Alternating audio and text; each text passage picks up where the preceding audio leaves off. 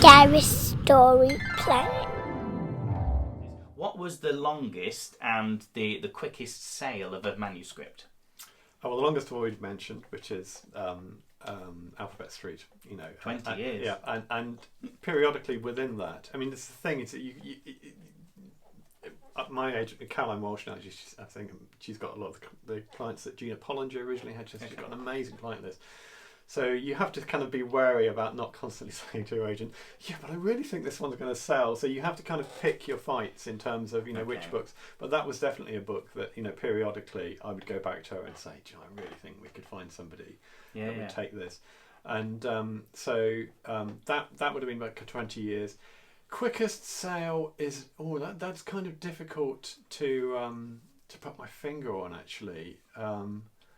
I'm trying to. I would imagine it might have been something like The Princess and the Pig. That went fairly quickly. Mm-hmm. I mean, actually, no, that's not true. So the quickest. I've written another book which Polly Bernattina, who illustrated The Princess and the Pig, also illustrated, called The Santa Trap, and that took a long time to write, but that was probably the quickest sale. We had 3 publishers that were very keen to take that.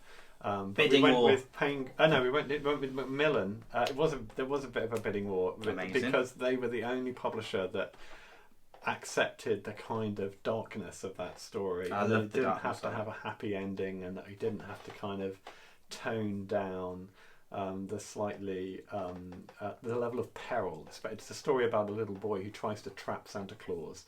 And he does it in the most kind of such careless disregard of Santa's welfare. So he sets up guillotines and trapdoors and dynamite. I love it. And that was problematic with one publisher. Another publisher wanted a kind of redemption ending where Bradley becomes Santa's little helper, and we went with Macmillan.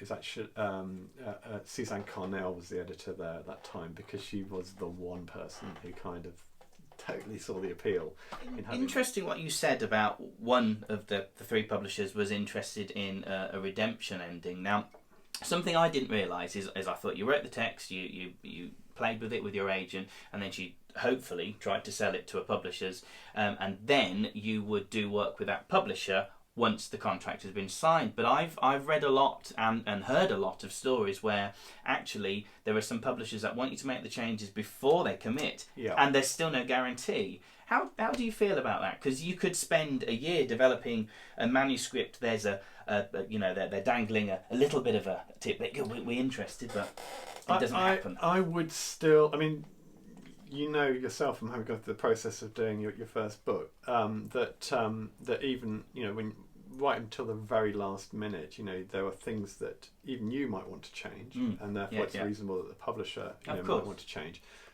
in response to the illustrations or whatever. But generally speaking, I prefer to have a story pretty much nailed down in terms of the plot before it goes to contract. Okay. And then you accept that there can be changes that happen after that, and sometimes it might be something that really improves the book.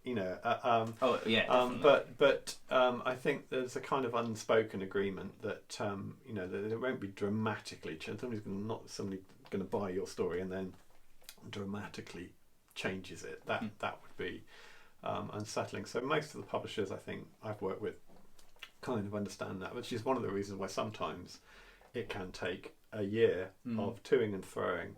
There are certainly books that I've worked on where the editor felt that it wasn't quite there enough for them to commit to making an offer on it, and at the time I've been thinking, but it is there.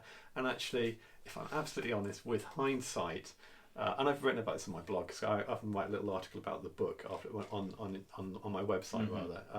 I'm thinking about one book in particular at the moment where, with hindsight, I look back and think, actually, that editor was right, and this story is better.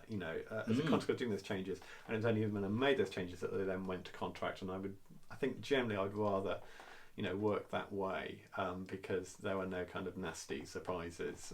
It's true. After they've effectively got the book.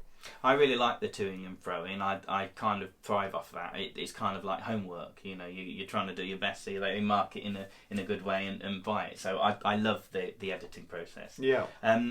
So, do you have a hand as an author in choosing the illustrator?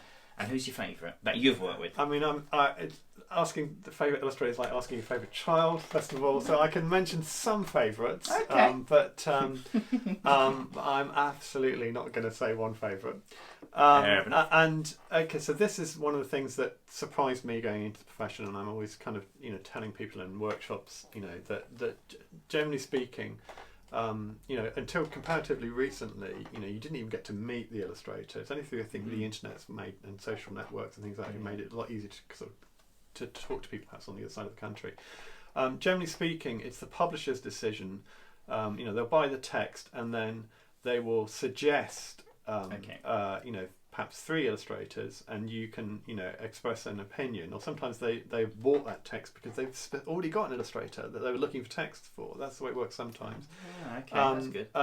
The more established you become, the more say you have in that, in that balance. So there are books, and I've just done a book recently where the publisher said straight away, "Have you got any suggestions for the illustrator?" Okay. And sometimes I'll already have some suggestions. With some books, I absolutely want to have more of a say over the illustrator than others. Often with books that have more technical themes, because some illustrators can draw technology better than others, and so I'll have a short list. But quite often, the Pigs Might Fly, which I did with Puffin, your new publisher, Gareth, many years ago, we both had a short list of 3.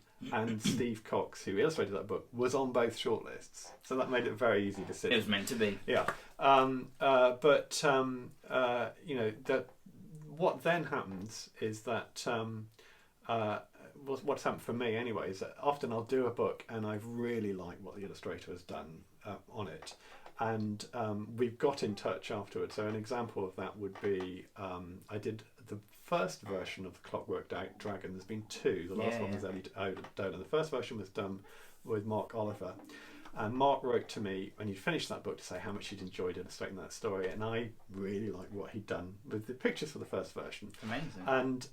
And so we both said, well, we both like to work together in the future. Rather than leave it to chance, why don't we see if we can come up with something that we both want to work on?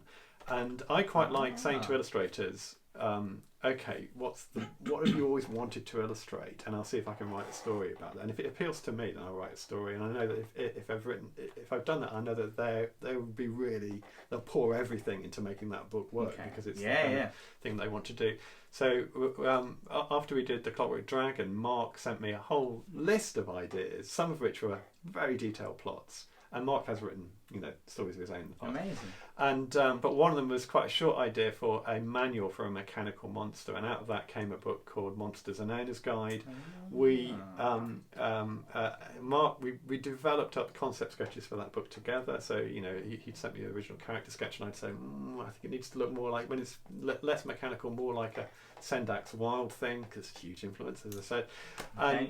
And when we were more or less happy with the way that looked, we then, as a pair, took it to publishers. And actually something quite interesting happened with that book.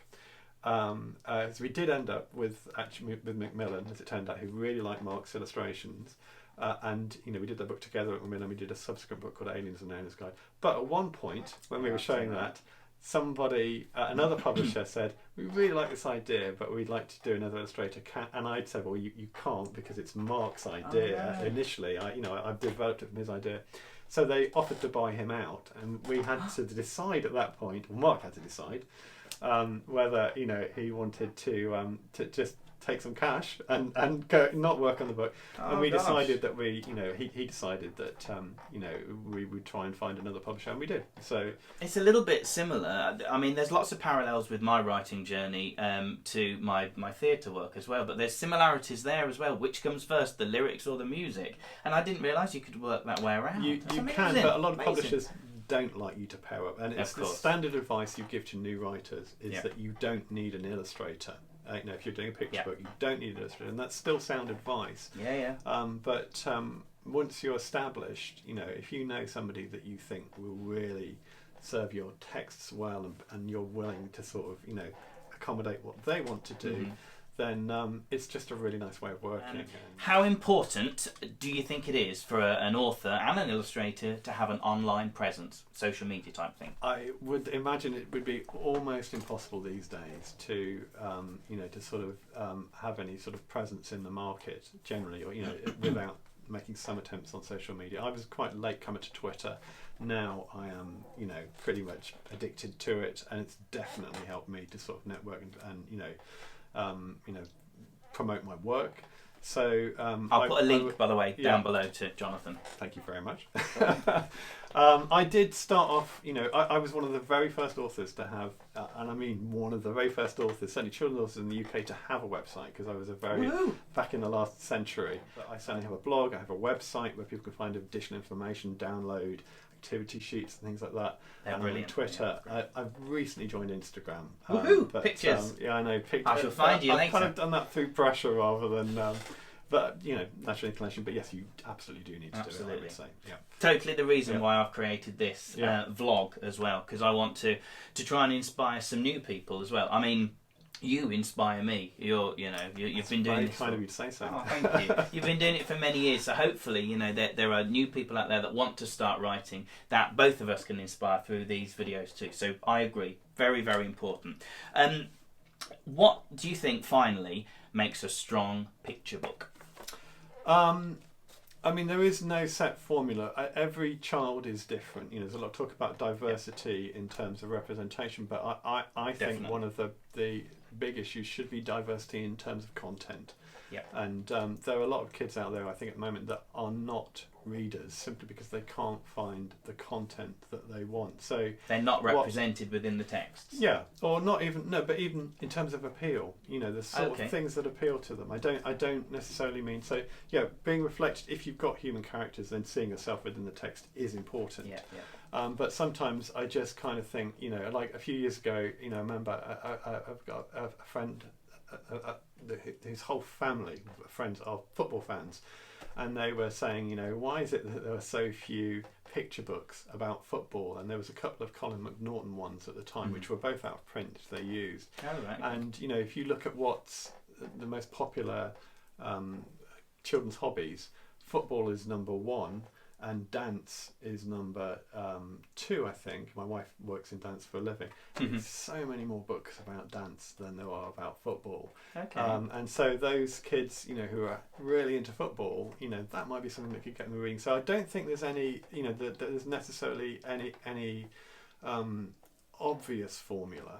But sort of beyond that, I think you have to kind of be true to yourself. So you have to try to write what would have appealed to you as a child, and that definitely helps. So even when I've written books, so The Princess and the Pig was really kind of written for my daughter, but I'm still throwing in the bits that I think, well, I'm going to cook. She was reading heavily into Disney Princess at the time, as I say, the best. But I kind of, I had Disney Princess is a lot more kind of progressive these days, but back then it was very much about pretty dresses and stuff like that, and so and also about how special you are as a princess. So even though I was writing a princess book for her, it had to be a Republican princess book. That sort of says that actually the royal family is just the same as everybody else when it comes down to it. So even when I write for somebody else, I think I'm making the corrections that I'm tweaking it to please me. Okay, and I think once you kind of lose that sense, once you kind of think, I'm just going to write for the market, I think you're going to be floundering around. You're never going to be true. You're never going to hit any targets. Yeah, no, definitely. Yeah. Fantastic. Thank you so much, Jonathan, for today. It's been a total pleasure, and I really appreciate you taking the time. You're very welcome, and thank you so much for including me as one of your early interviewees. No, the very, very first one. I can't wait. I just want to say thank you very much to everybody out there as well, who were watching the video and the vlog and looking at all the social media that I'm posting. I really do sincerely hope that it helps and inspires you to become writers as well, and maybe in the future you'll be as good as this young fellow here. So thank you very much. Take care, everyone. Bye-bye. Bye. Bye-bye. Bye-bye.